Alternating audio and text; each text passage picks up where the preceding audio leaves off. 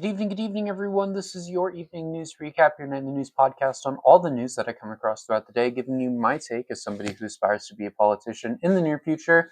Hopefully, all you guys doing wonderful. Hopefully, all you guys doing well. Today is November 7th, and it is Friday. Hopefully, all you guys have plans for a great weekend coming ahead, and hopefully, you get all the relaxation you need, whether you're working or going to school during the week. Whatever it is, hopefully, you get all that rest and relaxation. If you're new here, though, please consider subscribing. All the support would be greatly appreciated as we are trying to hit 500 subscribers on YouTube. We're 25 away. So if you're new here, please consider subscribing. All the support is greatly appreciated. And if you're on Substack, please also consider subscribing as well. All funds go to me. They pay for the things that I need to pay for in college, like food, clothing, and all those kinds of things. But if not, you can always subscribe for free. I truly do appreciate all forms of support on this content.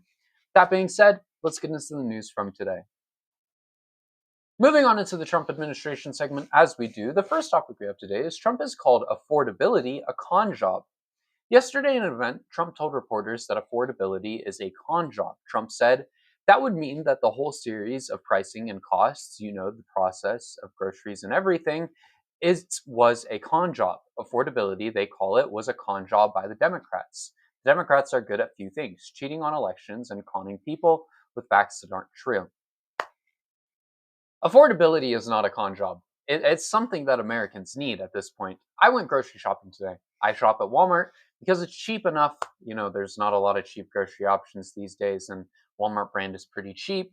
And I bought a total of 6 items. How much did I spend, you might ask? $30.40 for those 6 items. I bought toilet paper, frozen pizza, frozen taquitos, 2 4-packs of egg rolls, an orange chicken. For starters, the 12-pack of toilet paper was $10, and that is criminal. I mean, let's be real. People should not be having to pay that much to pay to take a shit. I mean, let's be real on that one. I should not have to pay $10 just to be able to wipe my ass. I'm being honest here. Outside of that, I bought 5 food items and spent $20 total on those 5 food items. Keep in mind that these were Walmart brand items as well. They are supposed to be the cheaper items, excluding that orange chicken. Everything else was the Walmart brand. I've been buying food and cooking ingredients for myself for a while. I enjoy to cook, and I plan on getting the ingredients for those meals, or the stuff I need to make those meals, because it's something I enjoyed to do. But $20 for frozen food, like a handful of frozen food items, is insane, and should not be the case. On average, that's like $4 for things that I'm going to put in my air fryer, and it's going to cook for 5 to 10 minutes, and then it'll be done. That's a little crazy, if you ask me. It really is. I'm going to make Chinese food for dinner tomorrow night. I really enjoy making Chinese food. I like to save some money because it's cheaper to make it yourself. So I get, the Great Valley egg rolls. I get the specific brand of orange chicken. And there's a little heated vending machine in my dorm area that sells pot stickers. So I make that for dinner, or get that for dinner. Um, that's something I have cooked for a few weeks now, and it's a good meal. It feels the need for food. It's something I enjoy. But like, if I went and totaled it down, it would be like $10 for that. No, that's a lie, because the pot stickers also cost money. If I went down to it, it would go down to like $17, for that meal, which is good. If I were to go to a fast food place, it'd probably be like $20-25. But like, a majority of that $10 is coming from Walmart. And I feel like that's a bit too high of money, especially when this food is for one person. You know, Maybe that's just me, but like, this is going to last me like 2 weeks, 2 weeks worth of food. And I feel like $20, $30 total. Like, toilet paper should not be $10. That is criminal. I am going to stand by that. Like, $20 or $10 for toilet paper is criminal. But also, like, keep in mind, like, this Chinese food is something that I'm going to eat like the one night the dining hall is closed. Like, this is the one night where I actually have to cook through myself. Outside of that, there's like a little, groups of things that I will eat for lunches throughout the week. Um, every once in a while, I don't eat lunch very often, but like, it still should not cost that much. I mean, let's be real here. In other news, Trump is filing appeals to not pay for SNAP benefits. The Trump administration is asking federal appeal courts to block an order requiring them to pay full SNAP benefits during the government shutdown. This comes as a judge on Thursday ruled that the administration would be required to do so, but the administration argues that they shouldn't have to spend those funds on things like child nutrition programs. Judges argue this is something that should never happen in America, and these benefits need to be distributed because people deserve assistance. The judges are 100% correct in this one, and thankfully this request has been denied. That has been displayed that the judges are correct here. But this administration would rather fight multiple wars than actually help the Americans living here. Which is really contradicting to the American First or America First platform that Trump and his administration ran on. People struggling is not America first, and it should not be the case. In other news, Trump has ordered visa officers to consider disabilities when denying visas to people. The Trump administration has released some new reasons to deny visas to immigrants, directing the State Department to deny visas to immigrants with conditions like diabetes, obesity, and cardiovascular disease. These new guidelines are expected to expand medical screening and significantly,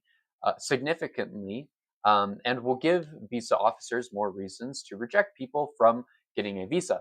Legal experts warn this will allow untrained officers to judge based on medical costs and employment prospects rather than if they should actually be living here or not. So you're telling me a majority of Americans wouldn't even be able to pass this? I mean, America has health issues. Like, there are high rates of obesity, especially child obesity in this country. There are high rates of things like diabetes in this country as well. And that would say that most Americans, or a very large amount of Americans, wouldn't even be able to pass this themselves.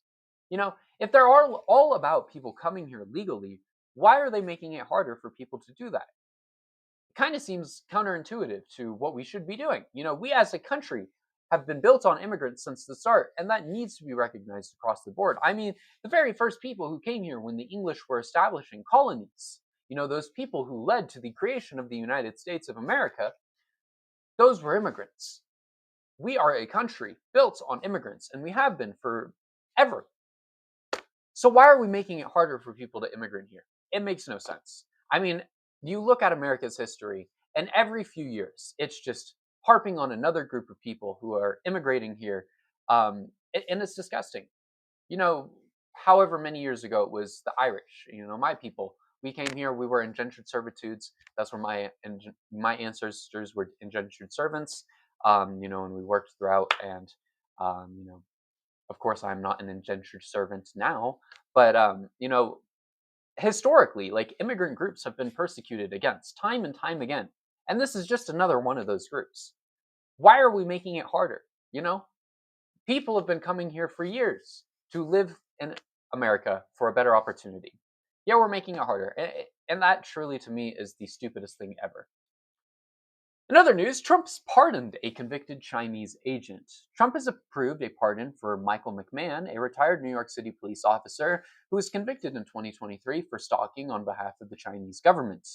An official statement from the White House praised McMahon, saying, "Mr. McMahon, a former law enforcement officer who has had a distinguished career serving with the NYPD, earning 75 commendations and including a Police Combat Cross before medically retiring after a crash during a high-speed chase. While on modified desk duty, Mr. McMahon was also responsible in the aftermath of the 9/11 attacks." Responded, sorry, I read, that was the wrong word, was also responding in the aftermath of the 9/11 attacks. Don't know why I said responsible. I think I said that in my TikTok as well on accident. I just realized that. Oops. Anyways, this is not a good look. I don't care what he did. He was a foreign agent, and that is not something that should be pardoned, especially when it's China. I mean, remember when Trump's first term, when it was just a massive deal that China was even trading with countries, and, it was always China. That was all he talked about. I think there's even a quote of him saying, "I talk about China all the time." I think I remember hearing that in trap beats and stuff during the 2016, 2017, 2018. Whatever happened to that? Now we're out here pardoning the country's foreign agents when they are nowhere near a United States ally. That is not something we should be doing here. Truly. Like, even on MAGA, they should be able to agree that we should not be pardoning a Chinese agent. Like, that is a bad look. It really is. Anyways, moving on into our ICE segment, we have one topic here today as ICE is looking at buying Amazon-style warehouses to host mega detention centers.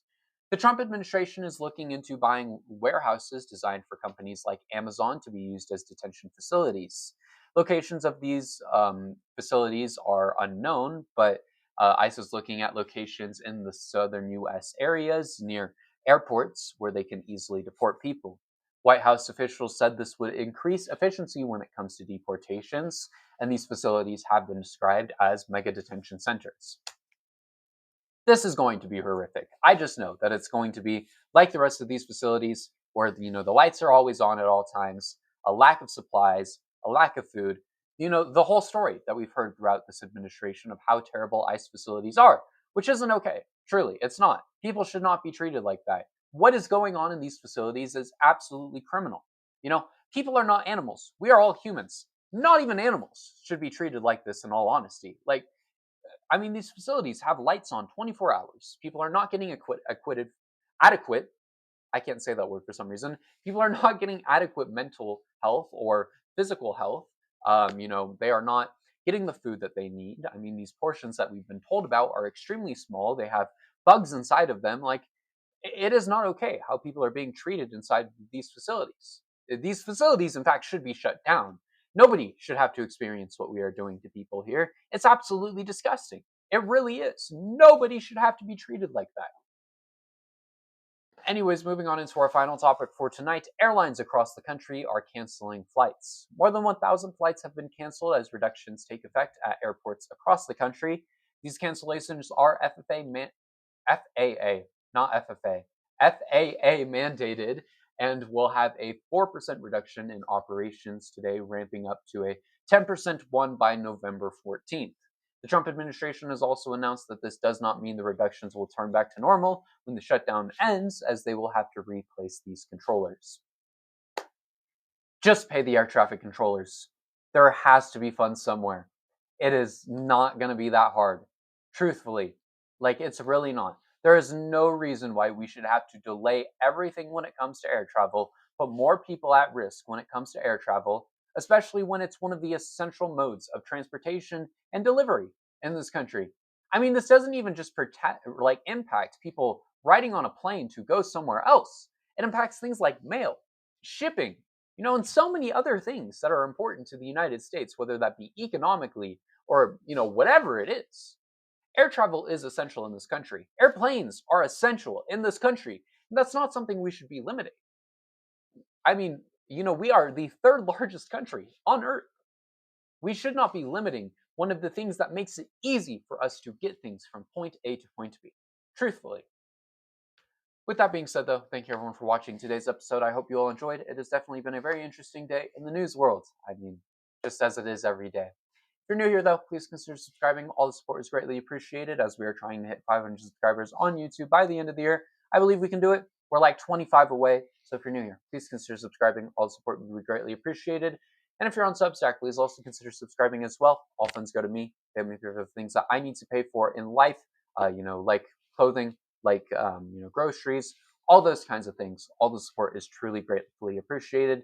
But if not, you can always subscribe for free. I truly do appreciate all of the support on this content. With that being said, thank you everyone for watching today's episode. If you're interested in supporting someone who believes in building a better country that actually cares about its people, like providing things like free healthcare, making it a better immigration system, and so many more things, like helping the working class, really making sure that the American people get not only the support that they need, but the protections that they need, limiting oppression, abolishing these massive corporations. You look at the United States, like 6 major companies own everything here. And that's a massive problem, and it's something I believe in changing. So if that's something you support as well, feel free to drop a subscribe. All the support is greatly appreciated. That being said, thank you everyone for watching today's episode, and I will see you all